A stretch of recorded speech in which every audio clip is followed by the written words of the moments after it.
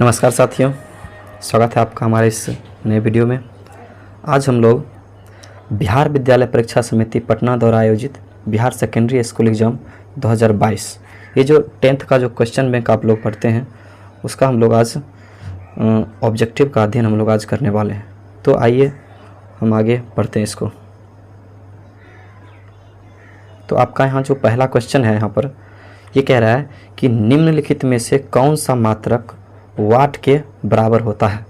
तो आप लोग जानते हैं कि वाट जो होता है ये शक्ति का मात्रक होता है। वाट किसका मात्रक होता है? वाट जो होता है आपका शक्ति का मात्रक होता है वाट। और हम लोग शक्ति बराबर जानते हैं कि ये होता है आपका जूल प्रति सेकेंड होता है। क्या होता है? जूल प्रति सेकेंड। तो यहाँ से जो आपका ऑप्शन होगा ये होगा ए नंबर ऑप्शन, जूल प्रति सेकेंड। आइए हम लोग दूसरा क्वेश्चन देखते हैं। यहाँ कह रहा है कि विद्युत हीटर, जो ये विद्युत हीटर है इसके तार की जो कुंडली होती है वह किसकी बनी होती है।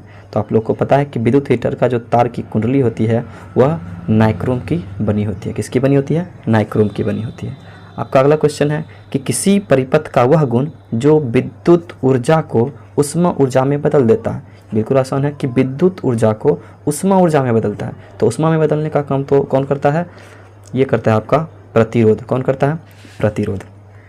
आइए आपका अगला क्वेश्चन है, कह रहा है कि एक विद्युत सेल से धारा प्राप्त करने पर इसके सिरों के बीच विभवांतर का मान होता है। तो आपका जो विद्युत सेल होता है उससे आप धारा प्राप्त करोगे तो इसके सिरों के बीच का जो विभवांतर होगा वो होगा आपका विभवांतर विद्युत वाहक बल से कम होगा। क्या हो जाएगा? विद्युत वाहक बल से कम हो जाएगा।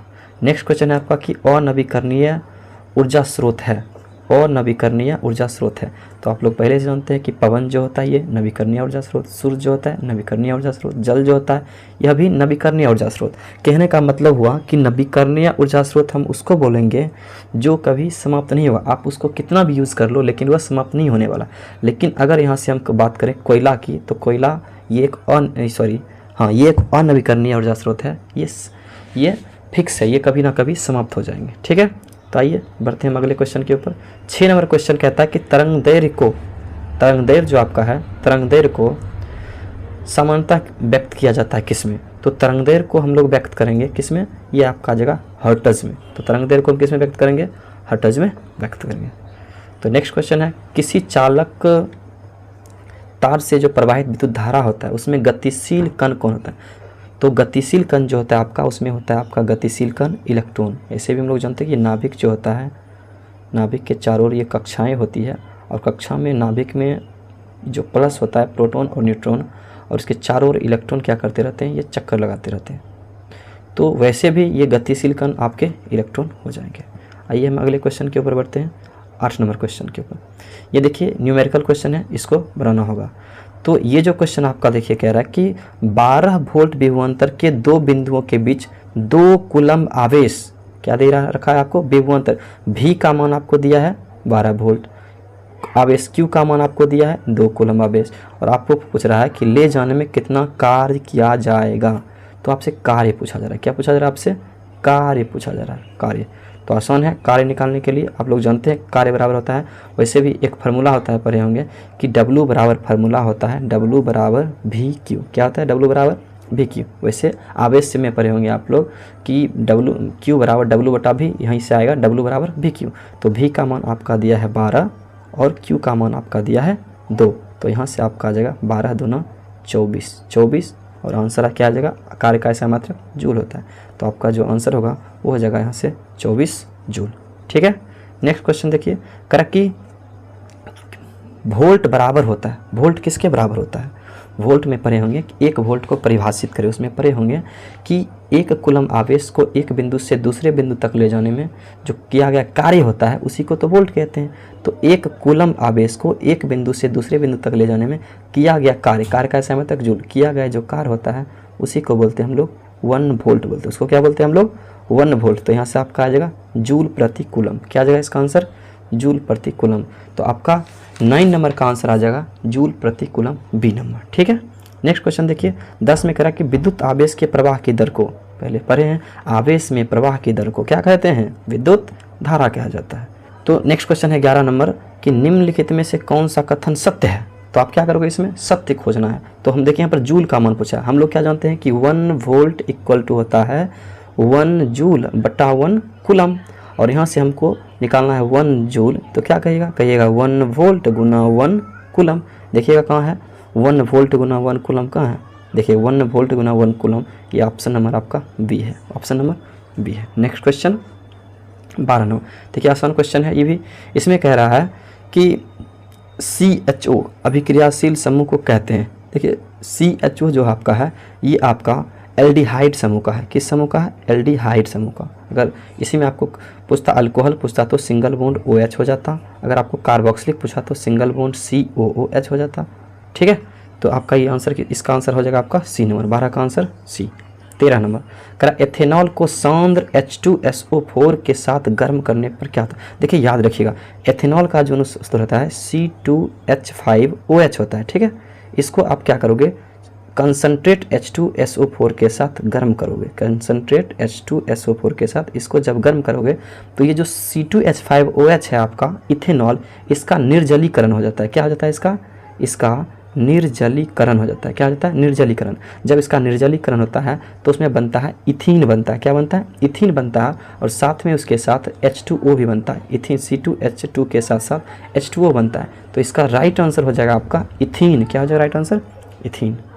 तो नेक्स्ट क्वेश्चन है आपका 14 नंबर कि जिंक ब्लेंड, जो आपका जिंक ब्लेंड है वह निम्नलिखित में से किस धातु का एस्क है। सिंपल सा आंसर, जिंक ब्लेंड Z धातु का एस्क है, जिंक का एस्क होता है। ठीक है, 15 नंबर क्वेश्चन करा कि आवर्त सारणी के किसी आवर्त के तत्वों में कौन सा गुण समान होता है। तो याद रखिएगा अगर आप ये पूछ रहे आवर्त, ये जो परी लाइन होती है इसको आवर्त बोलते हैं। वर्ग अगर पूछता है, ये जो होता है सीधा सीधी, इसको हम लोग वर्ग कहते हैं। इसको क्या बोलते हैं हम लोग, वर्ग बोलते हैं। जो सीधा सीधी ये लाइन होता है, फिर से करते हैं, ये सीधा सीधी जो लाइन होता है ये ऊपर से नीचे, इसको वर्ग बोलते हैं, ये आवर्त होता है।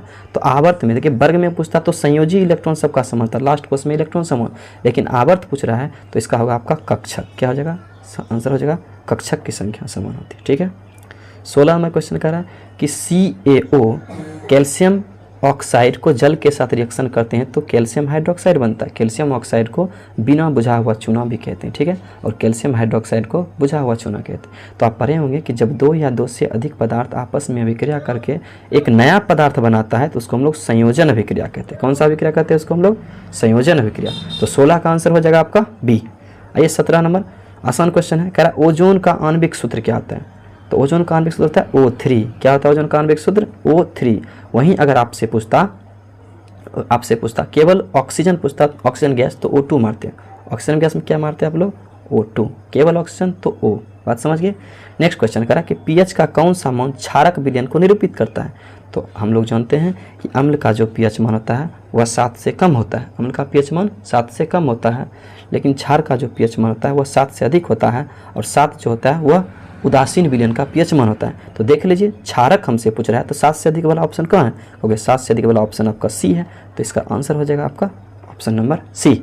ठीक है, 19 नंबर क्वेश्चन का है आपके जल के एक अणु में हाइड्रोजन एवं ऑक्सीजन के परमाणुओं का अनुपात क्या होगा। देखिए इसको बनाते हैं। देखिए कह रहा है जल का अनुसूत्र होता है H2O। तो देखिए H का अणु हाइड्रोजन के कितने परमाणु का होगा, हाइड्रोजन के 1 परमाणु, अनुपात दे देंगे। ठीक है, और यहाँ पर फिर कह रहा है कि ऑक्सीजन के कितने परमाणु का होगा, ऑक्सीजन के हाइड्रोजन के यहाँ पर 2 परमाणु है। कितने परमाणु, क्योंकि H के साथ तो 2 लगा है, और ऑक्सीजन के कितने परमाणु, 1। तो इसका आंसर हो जाएगा 2:1। कितना हो जाएगा 19 का। तो 19 का जो ऑप्शन हो जाएगा 19 का ऑप्शन हो जाएगा आपका क्या, 2:1। क्या हो जाएगा 2:1। चलिए 20 नंबर जो आपका क्वेश्चन कर रहा है कि निम्नलिखित संकेतों द्वारा तत्वों में कौन सा धातु है। हम लोग जानते हैं कि धातु के अंतिम कोश में 1, 2 या 3 इलेक्ट्रॉन होते हैं, क्योंकि हम लोग जानते हैं कि धातु इलेक्ट्रॉन दान करके धन आवेश की प्राप्ति करता है। तो यहाँ पर देखिए अगर हम बात करते हैं ए, देखिए यहाँ पर ABCD धातु का नाम दिया गया। समझ लीजिए कि ए कोई धातु है, बी कोई धातु है, सी कोई धातु है, डी कोई धातु है। ए जो धातु है उसका देखिए जब भी आपको नजर एक्स दे दिए नीचे दे देंगे। अगर हम दे दें नीचे दे दें 2, नीचे दे दें 2, ऊपर दे दें 4, इसका मतलब ये जो 2 है आपका ये परमाणु संख्या है, और ऊपर वाला आपका परमाणु द्रव्यमानीय भार है। तो यहाँ पर 9 जो है ये परमाणु संख्या। अगर इसके इलेक्ट्रॉनिक विन्यास की बात करें तो कहोगे 2,7। इसके अंतिम कोश में 7 इलेक्ट्रॉन है, ये इलेक्ट्रॉन एक लेगा इलेक्ट्रॉन, तो ये अधातु हुआ। तो ये ऑप्शन आपका गलत हो गया यहाँ पर, क्योंकि हमें तो धातु पूछा जा रहा है। ये देखिए बी नंबर में देखिए 12, 24 दिया। क्या दिया, 12 और 24 दिया है। तो बी नंबर में अगर हम 12 का इलेक्ट्रॉनिक विन्यास निकालते हैं तो कहोगे 2, 8, 2, 8, 10 और अंतिम कक्षा में कितने इलेक्ट्रॉन है? 2 इलेक्ट्रॉन। और ये 2 इलेक्ट्रॉन त्याग सकते हैं, रिलीज कर सकते हैं। और हम लोग जानते हैं कि जो तत्व इलेक्ट्रॉन को त्यागता है वह धातु होता है। तो यहाँ से आपका ऑप्शन हो जाएगा बी नंबर धातु। बी नंबर क्या हो जाएगा? धातु। वैसे भी हम लोग जानते हैं कि 12 जो होता है मैग्नीशियम का परमाणु संख्या होता है और मैग्नीशियम एक धातु है। मैग्नीशियम क्या एक धातु है। 21 नंबर क्वेश्चन कह रहा है कि अम्लीय ऑक्साइड के विलयन का पीएच मान क्या होता है? तो अम्लीय ऑक्साइड के विलयन का जो पीएच मान होता है, आप लोग बताइए जल्दी क्या होगा? अम्लीय ऑक्साइड का जो पीएच मान होता है अम्लीय ऑक्साइड के विलयन का जो पीएच मान होगा वो आप लोग जल्दी बताइए क्या होगा? वो होगा आपका 7। अम्लीय ऑक्साइड जो होते हैं उसका पीएच मान 7 हो जाएगा। कितना हो जाएगा? 7 हो जाएगा। नेक्स्ट क्वेश्चन जो है आपका, इसमें कह रहा है 22 नंबर क्वेश्चन में कि सबसे कठोर प्राकृतिक पदार्थ क्या है? तो सबसे कठोर प्राकृतिक पदार्थ क्या हो जाएगा? हीरा। सबसे कठोर प्राकृतिक पदार्थ क्या हो जाएगा? हीरा। तो 22 नंबर का जो आपका आंसर हो जाएगा वो हो जाएगा आपका 22 नंबर का सी। क्या हो जाएगा? सी। 23 नंबर क्वेश्चन कह रहा है कि सिल्वर आयोडाइड का रंग कैसा आता है? बहुत इंपॉर्टेंट क्वेश्चन है ये। कह रहा है सिल्वर आयोडाइड का रंग कैसा आता है? तो याद रखिएगा फ्रेंड्स, इसका आंसर हो जाएगा पीला। कैसा हो जाएगा इसका आंसर? पीला हो जाएगा इसका रंग। उसके बाद कह रहा है कि श्वसन किस यहाँ जो क्वेश्चन है कि श्वसन किस प्रकार की रासायनिक अभिक्रिया है? तो इसका आंसर हो जाएगा उष्माक्षेपीय अभिक्रिया। क्या हो जाएगा आंसर इसका? उष्माक्षेपीय। देखिए यहाँ पर उपचयन अभिक्रिया भी है, कन्फ्यूजन नहीं होना है। तो यहाँ पर हो जाएगा आपका आंसर क्या? इसका आंसर हो जाएगा उष्माक्षेपीय अभिक्रिया। और 25 नंबर आपका जो क्वेश्चन है उसमें कह रहा है कि जल में घुलनशील भस्म को क्या कहते हैं? और हम लोग जानते हैं कि जल में घुलनशील भस्म को क्षार कहते हैं। तो आपका आंसर हो जाएगा 25 का बी। 26 कह रहा है कि सोडा एस। देखिए बहुत अच्छा क्वेश्चन है। कह रहा है कि सोडा, केवल अगर आपसे सोडा पूछता तो आप मारते NaHCO3 सोडियम बाइकार्बोनेट, लेकिन यहाँ पर कह रहा है सोडा एस। तो सोडा एस कहते हैं हम लोग सोडियम कार्बोनेट को। क्या कहते हैं? सोडियम कार्बोनेट को। तो सोडियम कार्बोनेट को ही हम लोग सोडा एस के नाम से जानते हैं। तो आपका आंसर हो जाएगा 26 का बी नंबर ऑप्शन। ठीक है। 27 नंबर देखिए, कह निम्न में से कौन विजातीय यौगिक? देखिए विजातीय का मतलब क्या है? विजातीय का मतलब इस चारों ऑप्शन में से कौन अलग है। तो जरा हम इस चारों ऑप्शन को गौर से देखते हैं तो आपको नजर आएगा कि चूना पत्थर, जो चूना पत्थर है ये जो है कैल्शियम कार्बोनेट को हम चूना पत्थर कहते हैं, CaCO3। इसी को तो बोलते हैं चूना पत्थर। प्लास्टर ऑफ पेरिस, देखिए प्लास्टर ऑफ पेरिस दो जगह दे दिया। प्लास्टर ऑफ पेरिस का आंसर होता है CaSO4 डॉट हाफ H2O होता है प्लास्टर ऑफ पेरिस का आंसर। तो इसका आंसर अलग है। ये प्लास्टर देखिए कोई दिक्कत नहीं है, यहाँ प्लास्टर ऑफ है तो ये तो नहीं होगा कोई क्योंकि ये तो प्लास्टर ऑफ कोई यौगिक है ही नहीं। प्लास्टर ऑफ पेरिस, इसका आंसर क्या हो जाएगा? ये हो जाएगा। और खरिया, हम लोग जानते हैं खरिया का भी आंसर होता है CaCO3। तो यहाँ पर देखिए चूना और खरिया एक है और प्लास्टर ऑफ पेरिस का ये तो कोई यौगिक ही नहीं है। तो करा विजातीय अर्थात इससे अलग। तो आपका आंसर हो जाएगा option number C, plaster of Paris. आइए 28 नंबर क्वेश्चन करा कि बेकिंग सोडा का रासायनिक सूत्र क्या होता है? खाने का सोडा या बेकिंग सोडा। तो इसका हो जाएगा आपका सोडियम बाइकार्बोनेट। क्या हो जाएगा इसका आंसर? Sodium bicarbonate. और 29 नंबर क्वेश्चन आपका कह रहा है कि निम्न में से कौन संक्षारक अम्ल है? तो ये आपका हो जाएगा सल्फ्यूरिक अम्ल। क्या हो जाएगा इसका आंसर? जरा आप बताइए, कहीं मैं गलत तो नहीं बोल रहा। 29 का जो आपका आंसर होगा सही हो है सल्फ्यूरिक अम्ल। क्या हो जाएगा? सल्फ्यूरिक अम्ल जो आपका है ये एक संक्षारक अम्ल होता है। कौन सा अम्ल होता है? संक्षारक अम्ल होता है। और 30 नंबर क्वेश्चन कह रहा है आपका, 30 नंबर जो क्वेश्चन है इसमें कह रहा है कि मिल्क ऑफ मैग्नीशिया, जो आपका मिल्क ऑफ मैग्नीशिया है उसका पीएच मान कितना होता है? तो मिल्क ऑफ मैग्नीशिया का सबसे पहले अनुसूत्र होता है MgOH का होल ट्वाइस। क्या होता है? MgOH का होल ट्वाइस। और मिल्क ऑफ मैग्नीशिया का जो पीएच मान होता है ये 10.5 होता है और ये एक क्षारीय विलयन है। कैसा विलयन है? ये क्षारीय होता है। तो दोस्तों आज हम लोग यहीं तक रखते हैं और अगले वीडियो में हम लोग 30 से आगे पढ़ेंगे। तो यहाँ तक अगर आपको अच्छा लगा होगा तो आप कमेंट करके ज़रूर बताइएगा कि आपको कैसा लगा। और आप मेरे चैनल पर नए हैं तो इसको ज़रूर लाइक कर दीजिएगा और अपने दोस्तों के साथ ज़रूर शेयर कीजिएगा। तब तक के लिए जय हिंद।